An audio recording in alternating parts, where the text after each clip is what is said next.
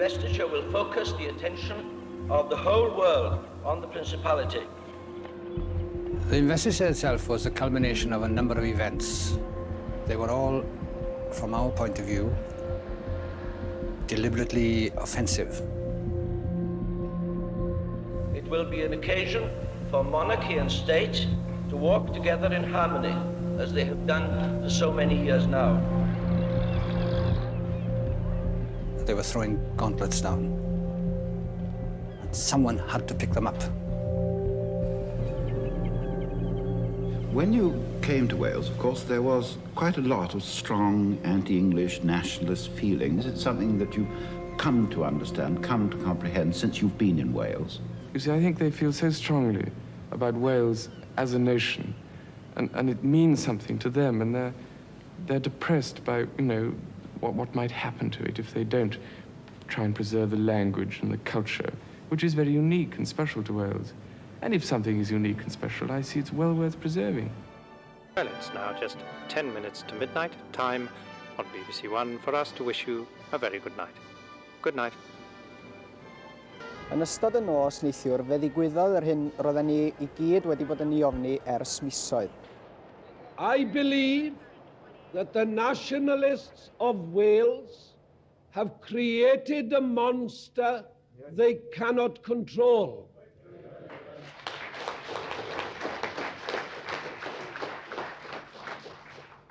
They have created an atmosphere in which violence of this sort is seen as the logical end of their philosophy.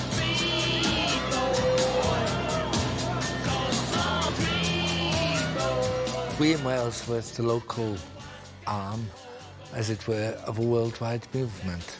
A worldwide movement, a protest against the old established orders of the imperial order, which had led to 2 world wars and so on.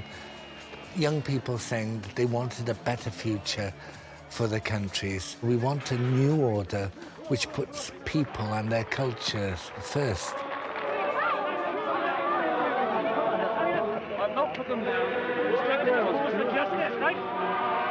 So the irony of the investiture is that it happens at the end of the 1960s, the end of a decade of extraordinarily tumultuous politics, decolonisation, student revolution, the pill, the expectation of equality.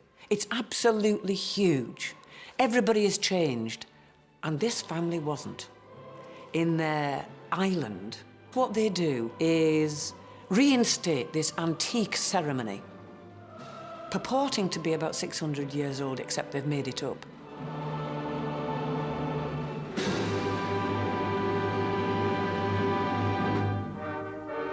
The promise of the investiture ceremony had been made in Cardiff over a decade earlier. The British Empire and Commonwealth Games in the capital have made this a memorable year for the Principality. I intend to create my son Charles, Prince of Wales, today. When he is grown up, I will present him to you at Carnarvon. I remember sitting in the headmaster's study at Cheam, and we were all watching the television, and there were several other boys there, little ones. I remember being acutely embarrassed when it was announced, and I had this great cheer coming from the stadium in Cardiff. And I think for a little boy of 9, it was rather bewildering.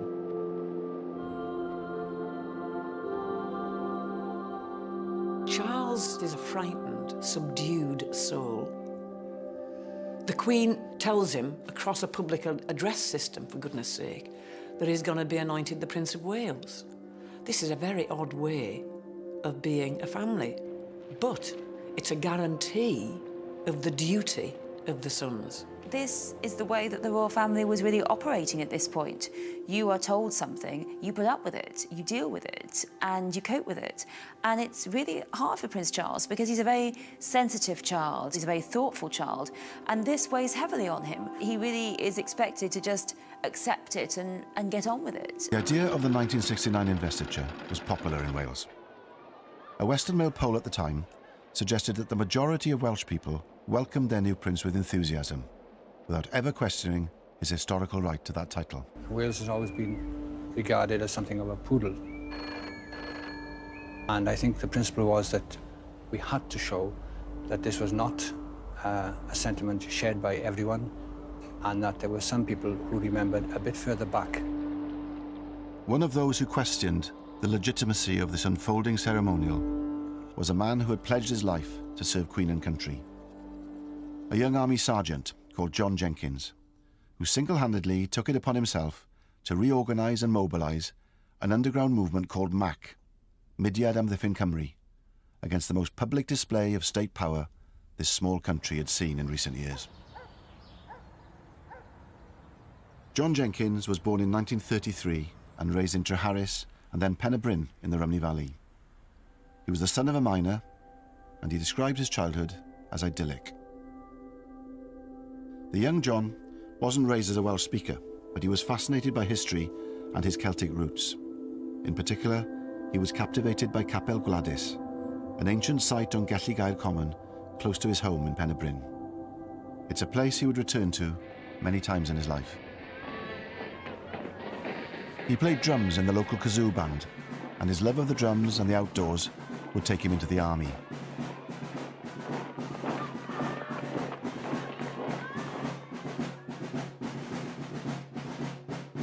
He joined the Dental Corps in 1951, and he was to be in and out of the army for the next 20 years. Cyprus. In keeping with British anxiety that the frequent riots may lead to bloodshed, our troops have exchanged their arms for riot sticks and shields. By the summer of 1958, John Jenkins is posted to Cyprus. Well, going on in Cyprus at that time is the Aorca campaign, which is against British rule on the island. After 4 years of an insurgency in which police bases and military bases are targeted, Cyprus is handed back its independence, and John realises that this has been achieved with only a handful, a comparatively small number of men.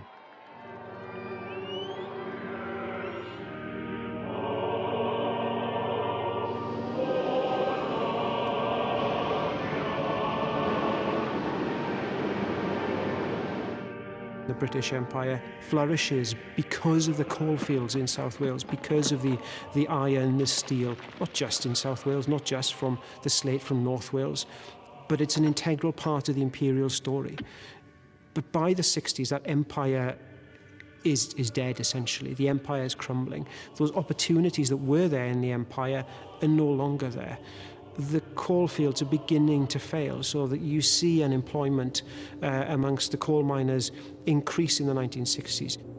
With Welsh industry in slow decline, water was perhaps the only natural resource that Wales had left in abundance.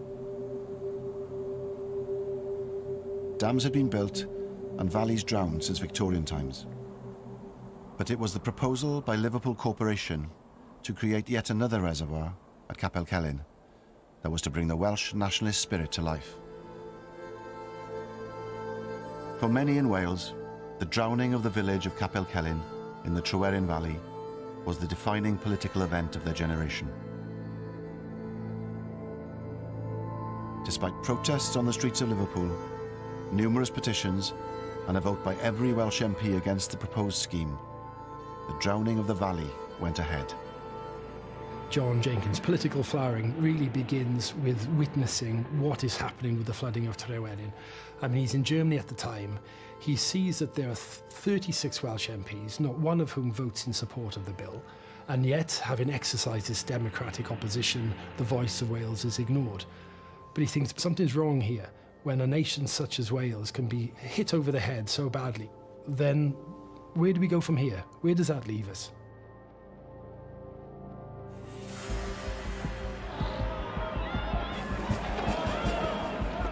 For some people, it said, there is no political democratic solution to this, and the only way we can win our freedom, the only way we can look after Welsh interests is not through the ballot box, but through some kind of violence. And Tryweryn does see the emergence of violence as a political tool within Wales.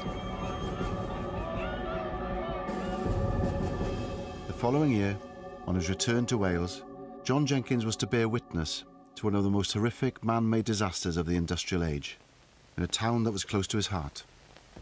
BBC One continues now, earlier than published, with 24 hours.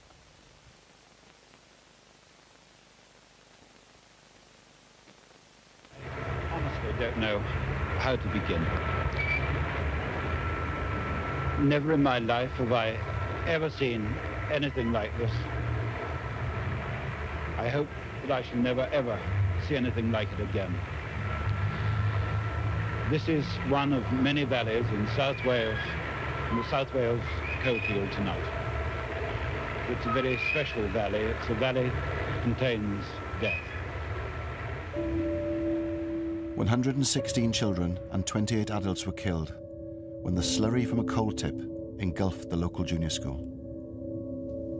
I began to feel discredited in many ways, in that I was a member of a nation which was downtrodden and which was suffering.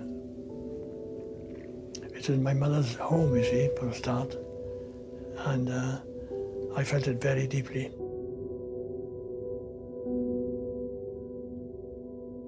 It was a combination of various factors which did include Tryweryn and did include Aberfan. Those are the things which made me realise that something must be done. That summer had seen a significant victory for the nationalist movement in Wales, with Plaid Cymru, the Welsh Nationalist Party, winning its first parliamentary by-election in Carmarthen in July 1966, making Gwynfor Evans the first ever Welsh Nationalist MP at Westminster.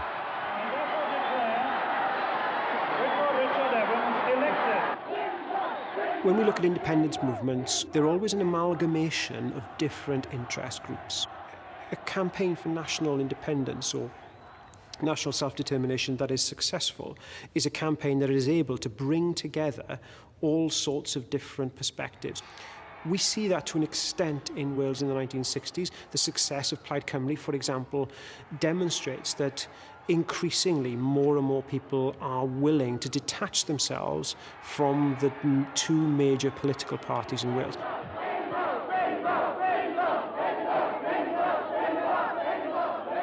But Gwynfor Evans would struggle to reconcile his position as Plaid Cymru's only representative in Parliament with the demands of other groups within the growing movement for Welsh independence. Cymdeithas yr Iaith was founded in 1962 to try and get official status for the Welsh language, to get road signs in Welsh, official forms in Welsh, was part of the awakening of realising that our language was not something which was dying out, but was part of a living, new, young enthusiasm for Wales, a young revolution in Wales. You have Cymdeithas yr Iaith that are committed to direct action, but Cymdeithas yr Iaith are also an organisation which is committed to pacifist means. And then you have groups like MAC and the FWA who are committed to a more violent campaign of disobedience, of disruption, of terrorism, if one likes. At Machynlleth, the young people met to express through a protest march their dissatisfaction with the situation in Wales. These rallies drew together a variety of organisations: the Free Wales Army, the Young Patriots League, the Patriotic Front, the Anti-Sice League, and it's open to question how far these various groups enjoyed shared objectives and shared membership.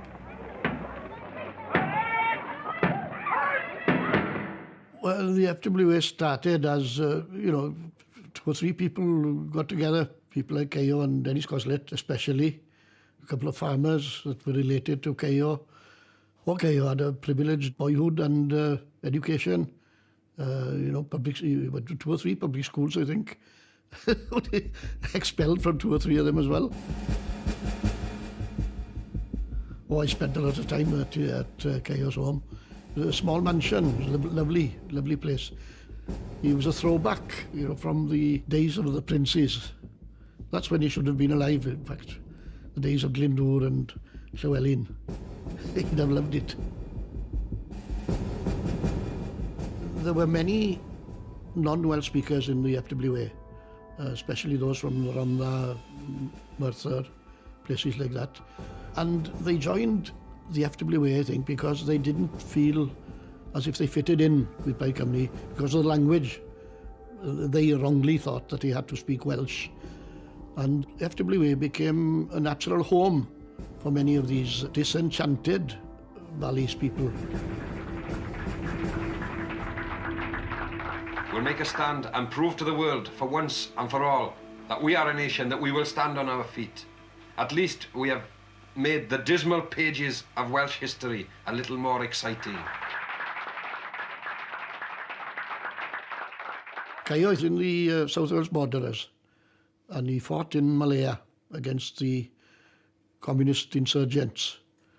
And he always hated communism from then on, and anything left-wing. It was a strange concoction, you know, Republican on one side and a rampant right-winger on the other. Destroy the flag of tyranny. That's it. What Caio is able to see in Malaysia is similar to what John Jenkins is able to see later on in Cyprus, which is that he sees these small groups of individuals cause disproportionately large political and social effects through the use of violence. But they also find that these groups are very elusive. Caio in particular finds that in Malaysia the guerrillas can just disappear. And that, of course, is very similar to the way the Welsh have waged warfare for centuries back in medieval times. The landscape of Wales is very rugged, is very rural. And if you look at the ways the campaigning of, for example, Owain Glyndŵr, there's a big emphasis on small, what we might now call guerrilla tactics.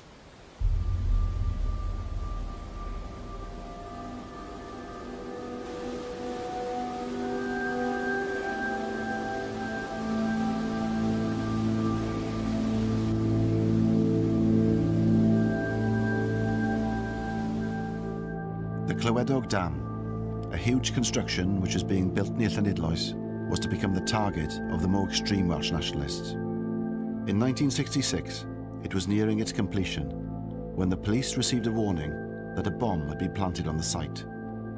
8 pounds of gelignite had been placed under an 80-foot steel mast that was connected to another by 110 feet of 3-inch cable. It exploded, sending the entire construction cascading down the hillside. Speculation was rife about who might have been responsible, but an olive green Castro cap, found 30 feet from the scene, seemed to point the finger conclusively towards Caio Evans and his men. I don't think it was being worn by anybody who undertook the operation. It was dropped deliberately by somebody, put it that way.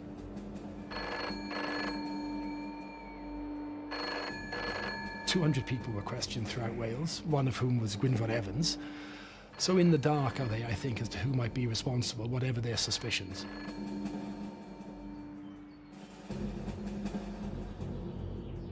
The Clywedog explosion had in fact marked the return of a shadowy organisation which had been started back in 1962 in reaction to Tryweryn. This was MAC, Mudiad Amddiffyn Cymru, the Movement for the Defence of Wales.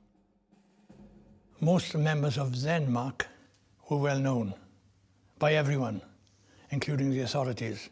So therefore, any action that had to be undertaken by someone who wasn't known, and I certainly wasn't known. On his return from Germany in 1966, John Jenkins started to reorganise MAC. He was based at Wrexham, at the dental unit in Satan Barracks. As a non-combatant in the army, he had the perfect cover. He was a low security risk, and his job required him to travel around the country. Plus his role in training the TA band brought him into contact with a new source of potential recruits.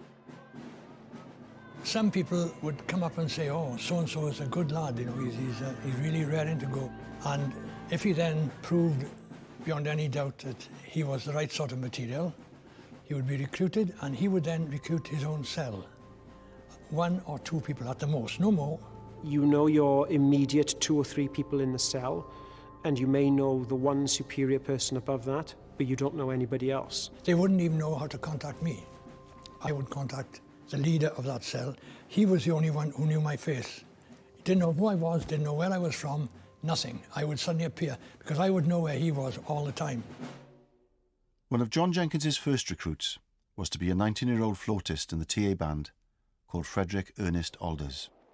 It was to be Alders who would drive John Jenkins to a small village in mid-Wales called Llanrhaeadr y Mochnant to plant his first bomb as Mac's new leader. Most of the villagers who heard the loud explosion thought it was thunder. The explosion caused this gash about 7 feet across. Every pipe carries 12 million gallons of water a day to Liverpool. Detectives found a piece of fuse, a small lead plate, a spring, and a brass cover which could have been part of a timing device. They did not find, as reported in some newspapers, any Free Wales Army caps there at all. While the Mac bombers were creating havoc for the authorities, the Labour Party was waking up to the threat of mainstream nationalist politics. The rapturous, adoring supporters of the first Welsh nationalist ever elected to Westminster. Is Gwynfor Evans's triumph merely a quirk of history, or is he the standard bearer of a new Welsh rebellion?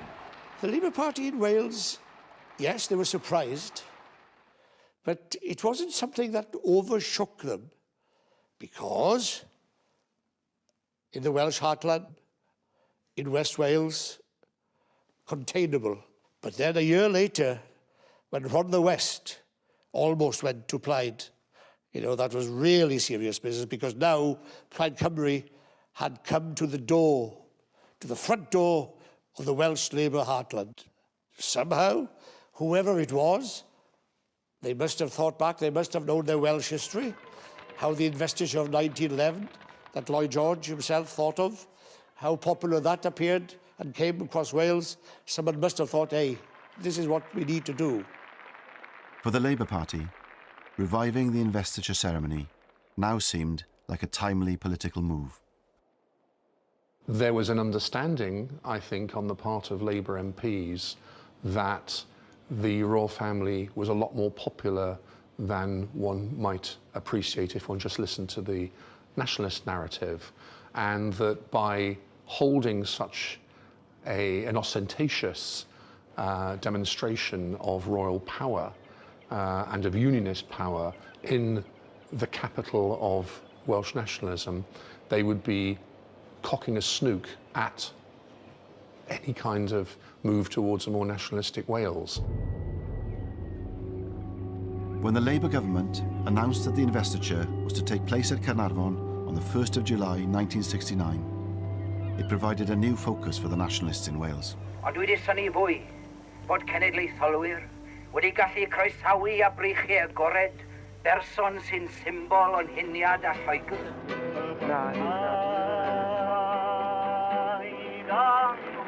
Cymdeithas yr Iaith prepared themselves for a new wave of protest, and with the first meeting to discuss the investiture arrangements to take place in Cardiff in November, all eyes were on the capital city.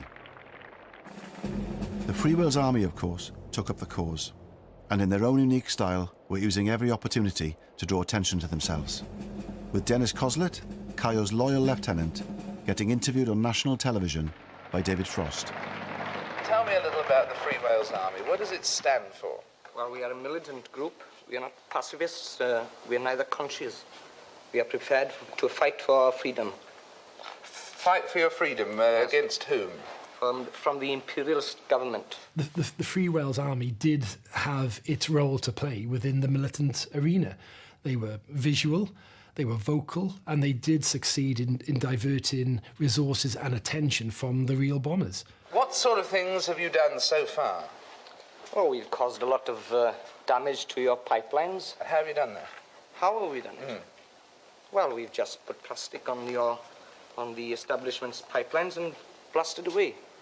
The FWA did Mac a great favour. They took all the publicity while Mac could act surreptitiously. Nobody knew who they were, where they were from, where they'd strike next. On November the 17th, 1967, the investiture's organising committee was to meet at the Temple of Peace in Cardiff. John Jenkins, as Mac's new leader, was acutely aware of the opportunity this presented. John decides that every time a member of the royal family or those involved in the organisation of the ceremony steps into Wales, there will be an explosion. In the early hours of the morning, on the day of the investiture meeting, a 15-pound bomb exploded in the Temple of Peace. The city were immediately sealed off, and within an hour of the blast, known extremists throughout Wales had been roused from their beds for questioning. A frantic effort was made to prepare the building for the meeting, which was due to take place in the Grand Hall at 11:30 that morning. The Queen had appointed her brother.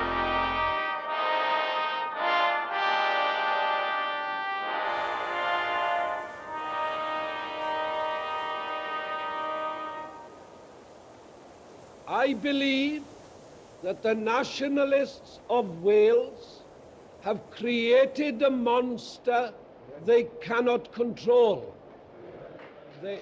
George Thomas became a bit of a caricature of someone who hated the Welsh language, even though they were Welsh, and who gravitated towards an English monarchy. Royalty, the royal family, was very, very, very important to George.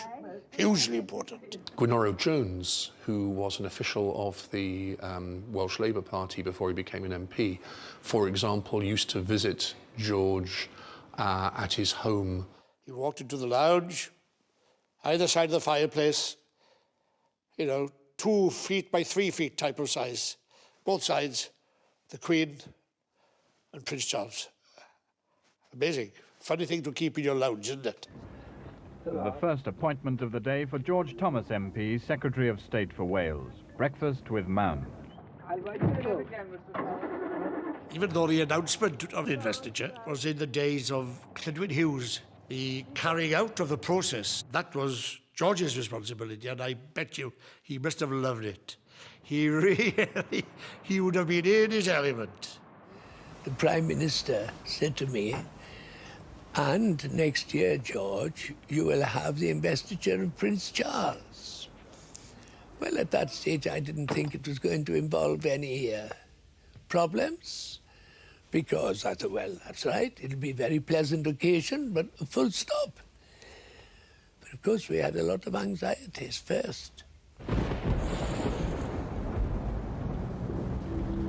A device had been placed on a basement windowsill, and the blast, which was heard 3 miles away, blew indoors and threw furniture around.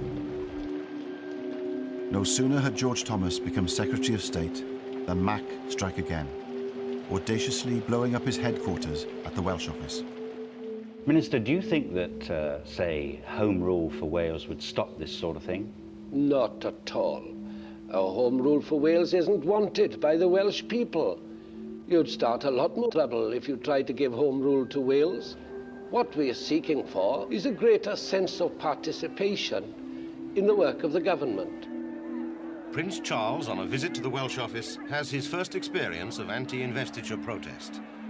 But the throwing of smoke bombs evoked little sympathy for the protesters, who were accused of, in the words of one church leader, ignorant discourtesy to a young man who is in no way responsible for the position in which he finds himself. La la la la la la la la la la la. Mae gen I ffrind bach yn byw yn Buckingham Palace, a Charlo Windsor yw enw e. Tro dwetha res I gnocio ar ddrws oedi, daeth ei fam i'r drws a medde wrtha I. O Carlo, Carlo, Carlo mare bolo heddi, heddi. Carlo, Carlo, Carlo mare bolo vita dali. Well, I was a student in University College, Aberystwyth as he was at the time. Prince Charles was to be seconded to Aberystwyth for 6 weeks of the summer term, during which time he's going to learn the Welsh language, he's going to learn everything about Welsh history and Welsh culture, so that he'd be acceptable then as Prince of Wales. It was quite a surprise when I learned that I was going to be sharing lectures with the Prince of Wales. I wasn't very excited about that. In fact, I thought it was pretty awful. I thought it was quite ridiculous that he would spend a term and learn all he needed to know. There we go. Not my choice. But when I was chosen by my fellow students to be the chair of Plaid Cymru in the university, it did become a bit of my business, I have to say, because we became then open to persuasion by the authorities to behave ourselves and not to engage in what was called immature protest against the Prince. I received a letter from the principal at Aberystwyth University, and there was an envelope inside an envelope, and this was marked as to be opened only by the Secretary of State for Wales personally. So I opened it. And in it, he expressed his grave anxiety for the physical security of Prince Charles. I couldn't keep this to myself. I had to report it to the Prime Minister, Harold Wilson, who said to me, "What is your advice, Secretary of State?" I said, "To proceed. We cannot have a part of the United Kingdom where a member of the royal family dare not go for safety reasons. We must proceed." The secret police was there at work in the college in Aberystwyth at the time. They had two functions. One was a legitimate function to ensure the personal safety of someone who was the heir to the British throne, but they were also there to ensure that the British state was not politically embarrassed. When we held our protest, the day in which he arrived at the college, I climbed onto the roof of the old college building and I tore up some pieces of paper and I dropped them down as confetti to mark the marriage of the University College of Wales with the British establishment that they were willing to sell out to be used for a blatantly political purpose. I was told later on that police marksmen were on 4 other nearby roofs with their rifles trained at me, so at the time, so had it even seemed that I was dropping anything more sinister than a tiny bit of paper, I'd have been taken out immediately, therefore. Mr. Milward, as one of the Prince's tutors, you've been putting the final touches to his timetable today. Just how rigorous a syllabus will it be? It's quite a heavy syllabus. He'll have his plate quite full during these 9 weeks, and he's very willing to work hard. It was very strange to be in Edward Milward's company because he was vice chair of Plaid Cymru in Aberystwyth and he was a member of staff and he was the tutor who was teaching Prince Charles Welsh. And he was one of the people who was most concerned that Plaid Cymru, the University of Plaid Cymru responded maturely and sensibly and didn't make fools of ourselves or the Prince. But he was felt by the students to have sold out to the institutions by cooperating so enthusiastically.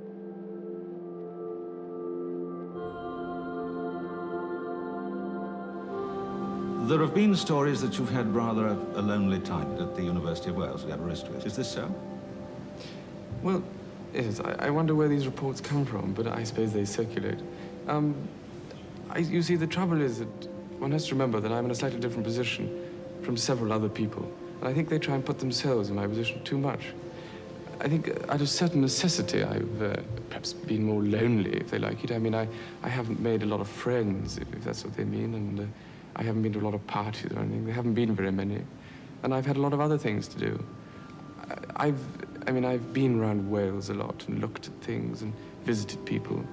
And essentially it is, I suppose, compared with other people's lives, more lonely. And in this sense, I suppose I've had a lonely time. He would arrive to the back door of the college in his sports car. He would be accompanied by several policemen, and 2 of them would guard his car. And then he would go in for the university lecture halls. Students would be there already. He would come in, he would sit in the front of the lecture hall, and there would be 2 policemen outside the door to ensure his safety.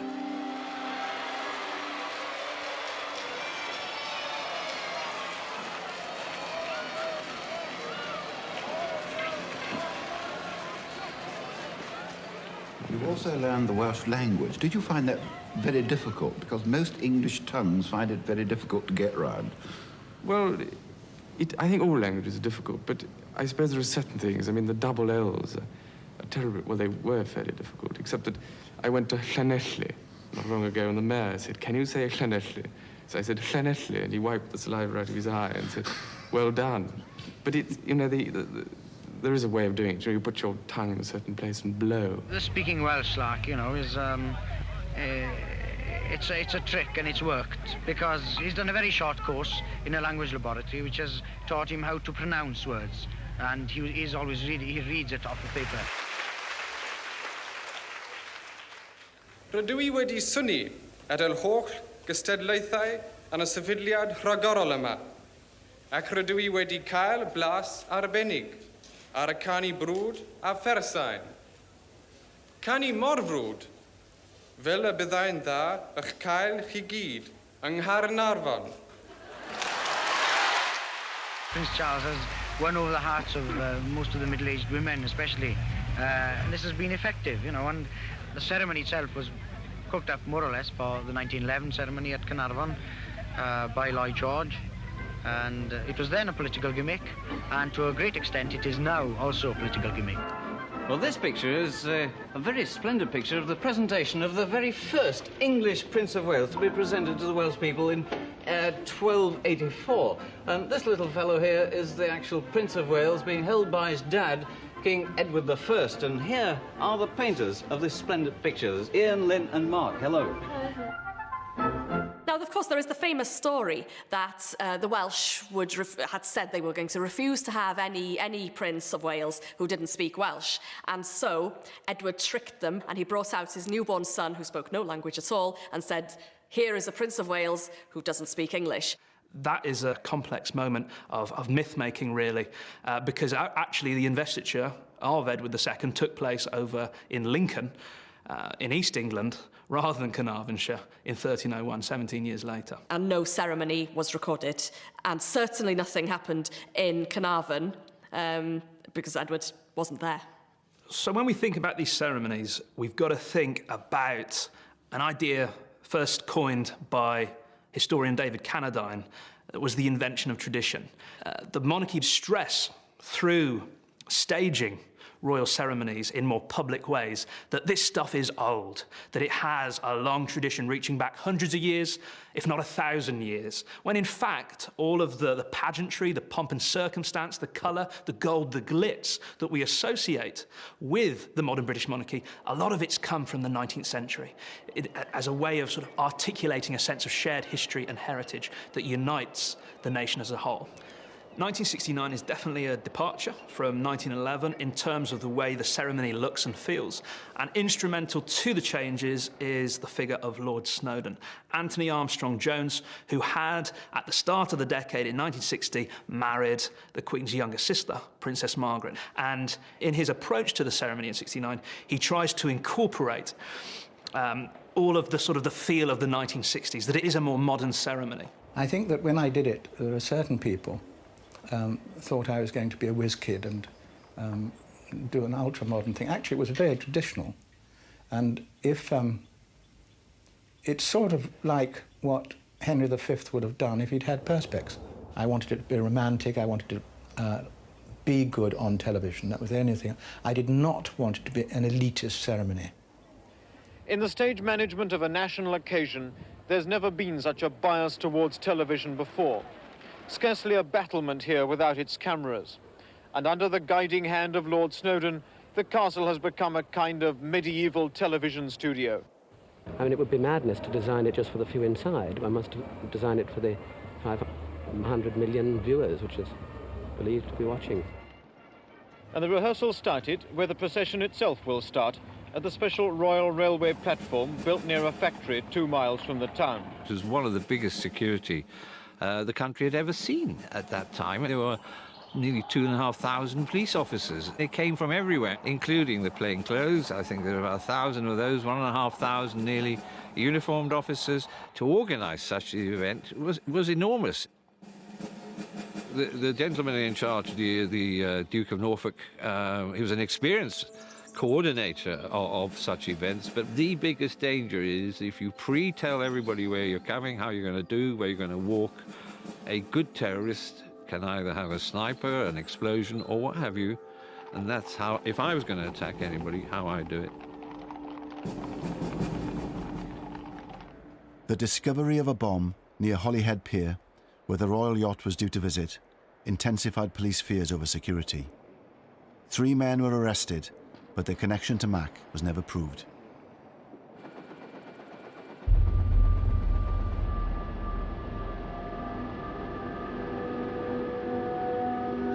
Hello and good evening from Carnarvon on the eve of the investiture. A town which seems about to explode as the sightseers pour into the streets to... John Jenkins, meanwhile, was hiding in plain sight, right under the noses of the security forces. Still a sergeant in the British Army, he had managed to get himself stationed at a temporary army camp in Carnarvon, from where he was directing his bombers. The night before the investiture, there were 4 groups out. The object of the exercise was to disrupt the ceremony and to cause as much uproar as possible. One was a bomb placed somewhere near where the royal family coach would be coming down. Not near enough to cause any damage, but near enough to cause uproar. Another was placed in the Chief Constable's garden, and that was timed to create a 22-gun salute rather than a 21-gun salute. And another one was to blow up a pier at which the royal yacht was due to harbour, which meant it wouldn't be able to harbour because there was no pier there. The 4th device was to be set in Abergele, 35 miles up the coast from Carnarvon, by 2 Mac operatives, Alwyn Jones and George Taylor. John has insisted that he instructed the cell leader, Alwyn Jones, to target a government installation in the town, a social security office, because Abergele is en route to Carnarvon, and John is aware that the royal train will be passing through Abergele on its way to Carnarvon. I know people like to say, oh, the royal train, because it makes good copy. It was not true. We did not target the royal train. There was no intention to hurt or kill anybody. There never was. There was a hole in the ground, not a very deep hole, and there was a pair of shoes alongside the hole where the person had been blown up out of his shoes. It was dark there, and you could not identify anything that you found. I think we had to wait until daylight, really, to find the extent of it, but we knew that there were 2 persons. On the day the world's media focused on the investiture, 2 of John Jenkins's operatives were found to have blown themselves up with a bomb Jenkins himself had made.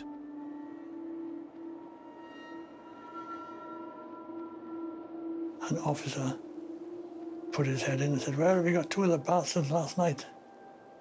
I went down to the sergeant's mess to find out what was happening, and all they had on was bloody cricket or tennis or something.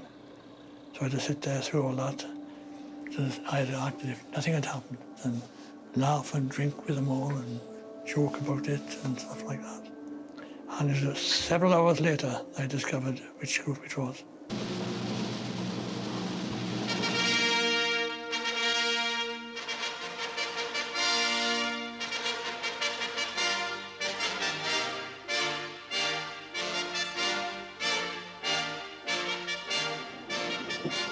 As the programme went on air, 2 unexploded devices still remained in Carnarvon.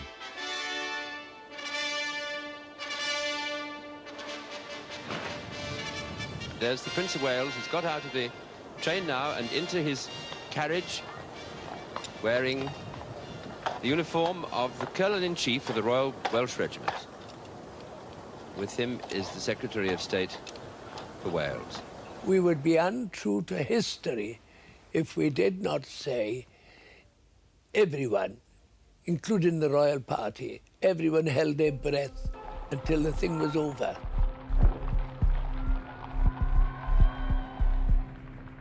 There was a team of 3 commentators on Radio Wales, and I was situated on top of the Chamberlain Tower in the castle. Now he moves off into town. We shall pick him up in just a few minutes when he's entering the outskirts of Carnarvon itself. And there, out at Griffith's Crossing, Majesty the Queen.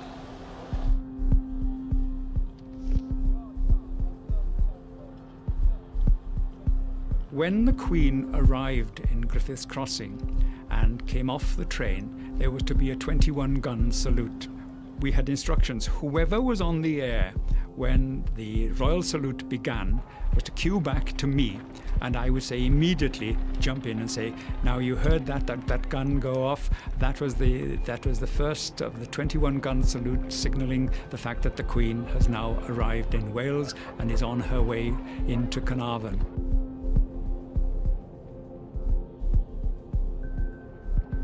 And we got into our commentary, scene setting, myself in the castle, John down behind the dais, Glyn out in the mice where there were thousands of people.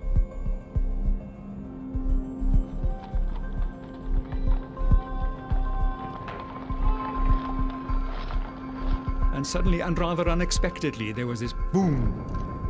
And so Glyn, fair play, did exactly as we had arranged. He handed back to me, and I jumped in quickly and said, there you are, he said, you've just heard the first gun of the 21 gun salute. Now we'll listen to the other 20 guns. Absolute silence, nothing. It was quite clearly a bomb. But Prince Charles just looked at me and said, what was that, Mr. Thomas?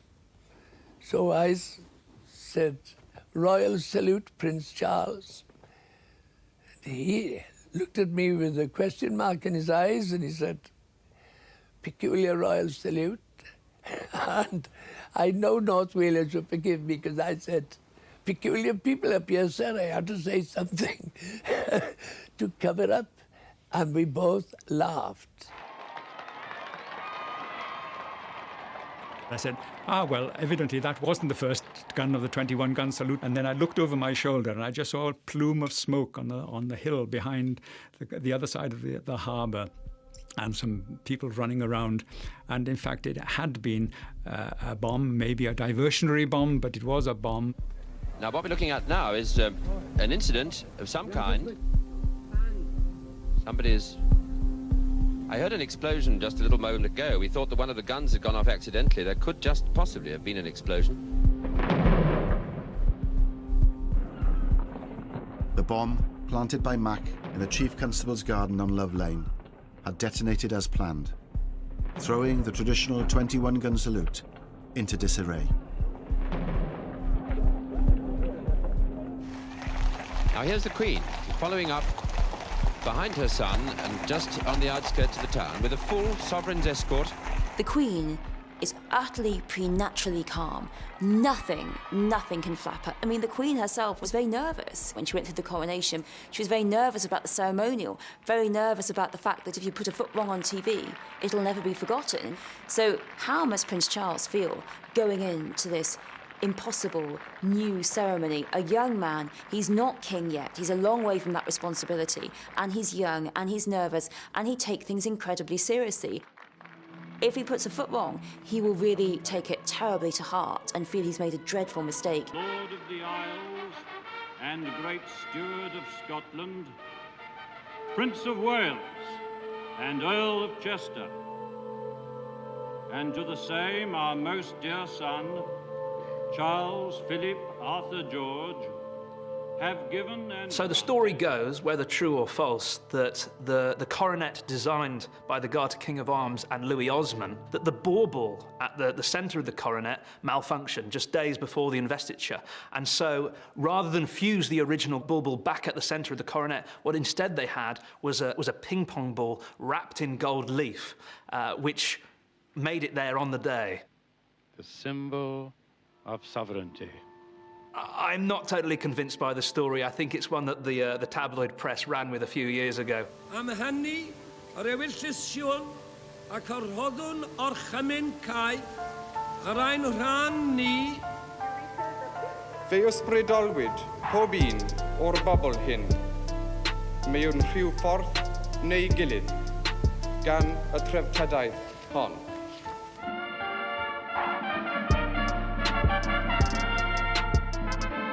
The one big tension point, of course, was after the actual investiture, when the Queen and the Prince of Wales went up and to the wall of the castle overlooking the mice and were being presented to the people, as it were.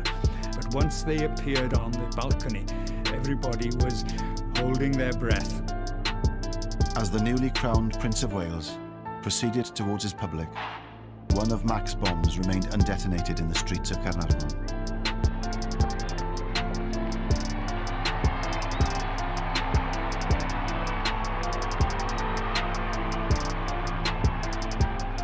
We can only guess at what her feelings were in that moment when she presents her boy to the people.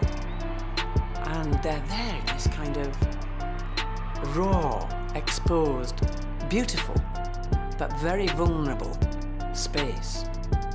And she's giving him to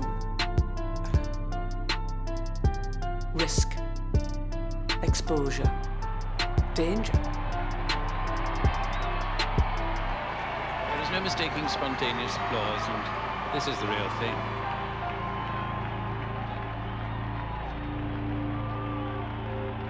At the end of Investiture Day, there are two Mac devices which have yet to activate, which should have activated at some point during the Investiture Day. The first, which John claims was placed at Llandudno Pier as a way of preventing Prince Charles from stepping off from the Royal Yachts Britannia onto the pier to begin the royal tour of Wales, which apparently is never found. Or is found, but the authorities have denied any knowledge of it. But the other device in Caernarfon is then activates on the 5th of July, 5 days after the investiture, when 10-year-old Ian Cox, who's on holiday from England, goes to retrieve his ball. It's gone behind a wall, kicks out at what he thinks is an old lampstand. It activates and he suffers severe burns and his right leg is amputated. Without question, the low point of this campaign is the injuries to that little boy. The perfectly understandable response is that such injuries to a 10-year-old boy can never be justified, whatever the political cause. Whenever anything failed to detonate, a call was always made to the police to tell them about it and where it is. And this was done, but they didn't take any notice of it, apparently. So I made a point of asking, when I was captured eventually, why didn't you take any notice of the call about the bomb? And they said, because it was one of thousands we had on that day, and we couldn't possibly investigate all of them. Such a campaign of sort of indiscriminate time devices, deaths and injuries are perhaps inevitable one way or another. Explosions on remote pipelines in the Welsh mountains is one thing. Blood on the streets is quite another. This is as bad as it gets. I think, looking back, Charles was the experiment. He was the guinea pig, if you like, in the royal family media project, in the whole let's get the TV cameras in and show ourselves off. Now, partly, that's a pact with the devil. They have to do it because that's the commandment, really, of modernity. But it puts them at huge risk. He can't go back to being a private royal, a private student, ever again. I think John gets a sense that the police are onto him. And so he returns home and finds himself back at Capel Gladys, which has always been a place of sanctuary for him. John said if the pressure was bad leading up to the investiture, after it was just almost probably unbearable, actually. Having lost two colleagues in Mac, owing to a bomb which he had assembled, which he had handed to the cell leader Alwyn Jones. But if that wasn't bad enough, then he has the injuries to Ian Cox 5 days later. However successful his campaign of disruption had been, these failures were weighing heavily on him. I think he was just relieved, is the impression I get. He said, it almost came as a relief when I heard that knock on the door.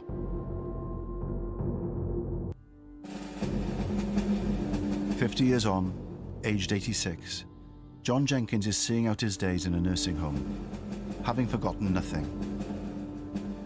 While history seems to have forgotten him and the war he once waged against the British state, he says his only regrets are the deaths and the casualties that he caused. The investiture thrust Charles into a life lived under constant media scrutiny and intrusion. 50 years on, at the age of 70, he remains a monarch in waiting and the longest-serving Prince of Wales in British history. Sian Lloyd asks what the Prince of Wales has done in and for Wales in Charles, Prince for Wales, available on BBC iPlayer. Charles is a frightened, subdued soul. The Queen tells him, across a public address system, for goodness sake, that he's going to be anointed the Prince of Wales.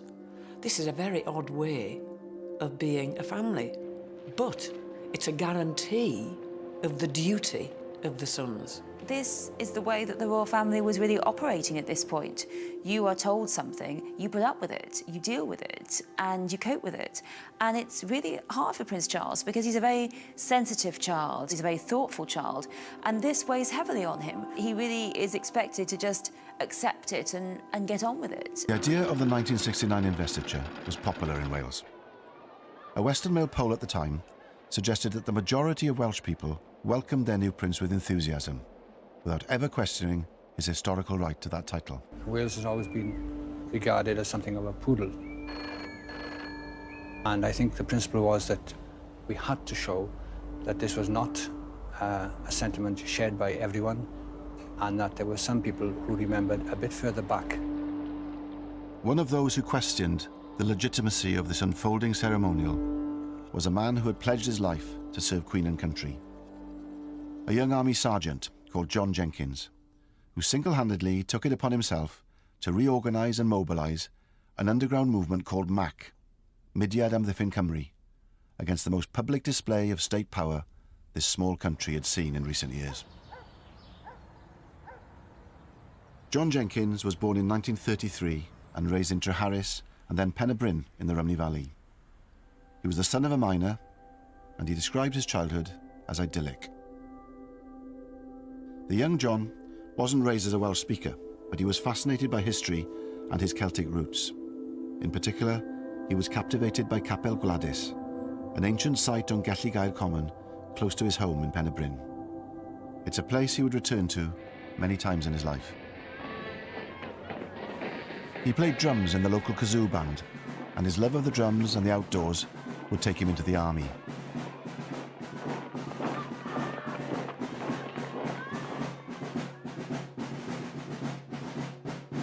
He joined the Dental Corps in 1951, and he was to be in and out of the army for the next 20 years. Cyprus. In keeping with British anxiety that the frequent riots may lead to bloodshed, our troops have exchanged their arms for riot sticks and shields. By the summer of 1958, John Jenkins is posted to Cyprus. Well, going on in Cyprus at that time is the Aorca campaign, which is against British rule on the island. After 4 years of an insurgency in which police bases and military bases are targeted, Cyprus is handed back its independence, and John realises that this has been achieved with only a handful, a comparatively small number of men.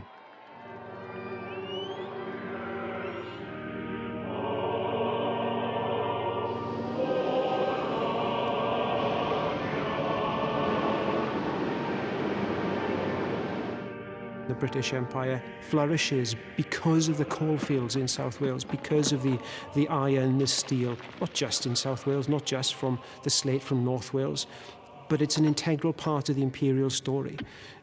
But by the 60s, that empire is dead, essentially. The empire is crumbling. Those opportunities that were there in the empire are no longer there. The coalfields are beginning to fail, so that you see unemployment amongst the coal miners increase in the 1960s. With Welsh industry in slow decline, water was perhaps the only natural resource that Wales had left in abundance. Dams had been built and valleys drowned since Victorian times. But it was the proposal by Liverpool Corporation to create yet another reservoir at Capel Celyn that was to bring the Welsh nationalist spirit to life. For many in Wales, the drowning of the village of Capel Celyn in the Tryweryn Valley was the defining political event of their generation. Despite protests on the streets of Liverpool